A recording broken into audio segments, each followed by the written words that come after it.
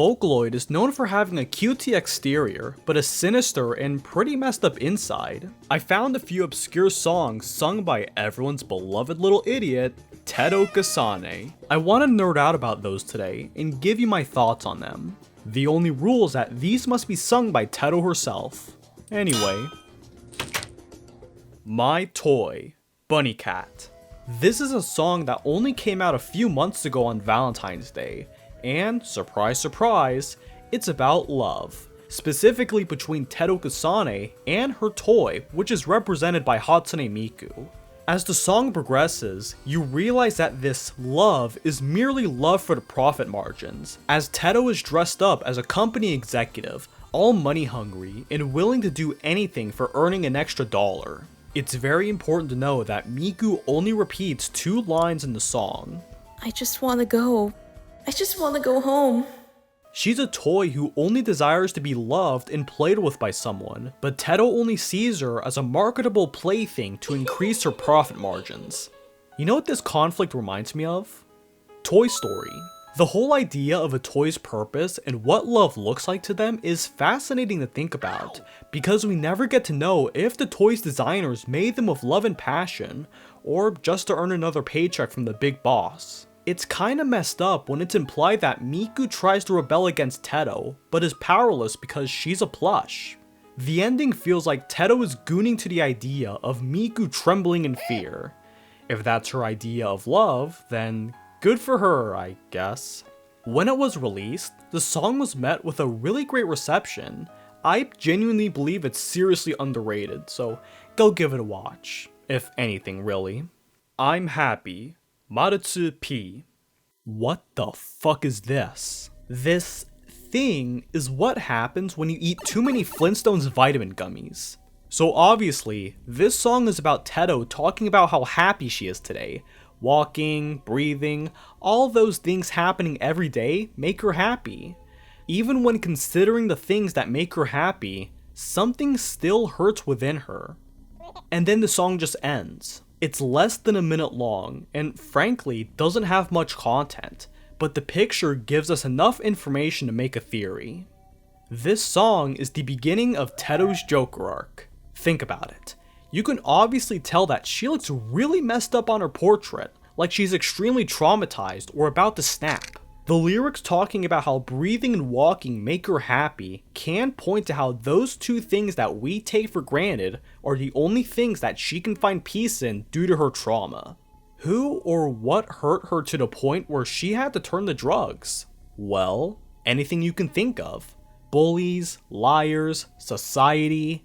We all put on smiles to pretend everything's okay, but ultimately, that's just not a healthy way to live. I like to think that Teto went down 2 paths after the song ended. She either broke down crying and admitted she has a problem, goes on to fix herself, and live a happier life. Or she takes the badass ending by unleashing her inner demons to blow up hospitals or something like that.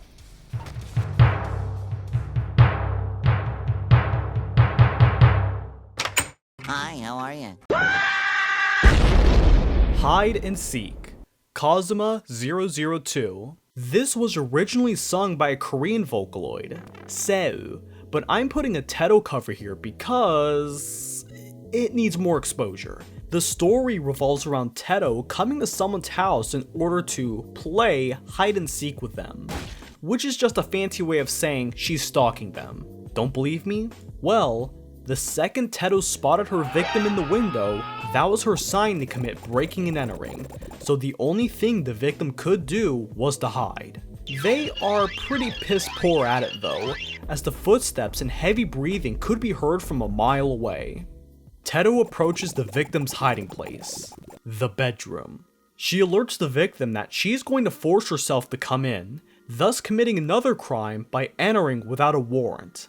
She was able to see her hair on the floor, so she knew she was hiding in here, somewhere. Was she under the bed? No. Was she in the closet? Hello! Oh, what the fuck?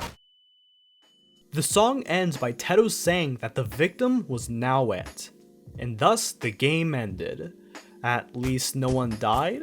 This song feels like one of those old Five Nights at Freddy's parodies. Creepy pop songs that don't really add up to anything, but are kinda creepy when you connect the dots together the right way. The song's a bit cheesy, but in a cute sort of way. An innocent piece of Teto fan art. The bullied girl's revenge is exactly what it sounds like. Teto Kasane has a bully that steals her money, throws her lunch on the floor, and copies her homework, which made her feel depressed and trapped, something that many people can relate to all too well. However, she became numb to the pain and decided one day that enough was enough. She puts a knife in her backpack and went to her bus stop where I assume she shares waiting time with her bullies. Then, before the bus could arrive, I have a surprise! What is it, idiot? This!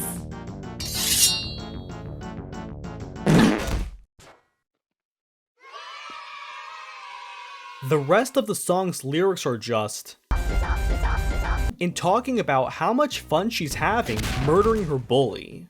Well, that's one way to stop one. It's a silly song that calls back to old vocaloid music that features simple backgrounds and straightforward yet dark lyrics. But I can seriously imagine that this is what some people feel when they're the victims of bullying. You feel trapped, and with a system that often punishes the victim and lets the perpetrator off scot-free, it makes sense that feelings of bitterness and vengeance would form within someone, and don't lie, I think we've had those moments before, but it's for the best that we try not to act on them. Eat your heart out. Koge. We've talked about bullying, depression, and greed. So what could be more disturbing than them? Well, cannibalism. But it's groovy cannibalism. Obviously by the music video, we can tell Teto is having another mental episode where she's describing her cannibalistic tendencies. When she looks at her victim, her body begins losing control and all her brain neutrons tell her is that she must eat them, or I'll lose all I could be. I'd like to imagine that the victim starts booking it away from Teto, but forgot that she is canonically a demon and is catching up fast. They tried calling for help, but they're in the middle of nowhere, so it was pointless. Even Teto's sane side is telling her to snap out of it, but the sheer beauty and the caloric intake of the victim's body makes Teto a heat-seeking missile. The rest of the song is Teto gushing over her love to see someone play hide and seek with her. Again, and how tasty the victim's hearts and organs would be. So, what can we learn? Well, to put it in safe terms, most people have things about other people that attract them, and sometimes they might be a little unusual. Teto appears to get turned on by eating other people. Not in the DeviantArt sense, but in the actual human-on-human sense. It sounds weird, but stuff like this has happened in the past. Like the case of Issei Sagawa, who murdered his victim while studying in Paris back in 1981, and did just horrible things to her corpse, including cannibalism. He was arrested, but was deemed legally insane, so he was sent to a mental hospital, and due to legal shenanigans between France and Japan, he basically got away with the crime. That's fun to think about. Well, aside from that, the song's pretty freaking good. The lyrics are a bit repetitive toward the end, but the visuals are just right for the song. It only has a little over 1,000 views on YouTube, and that is an actual crime. They somehow made cannibalism groovy.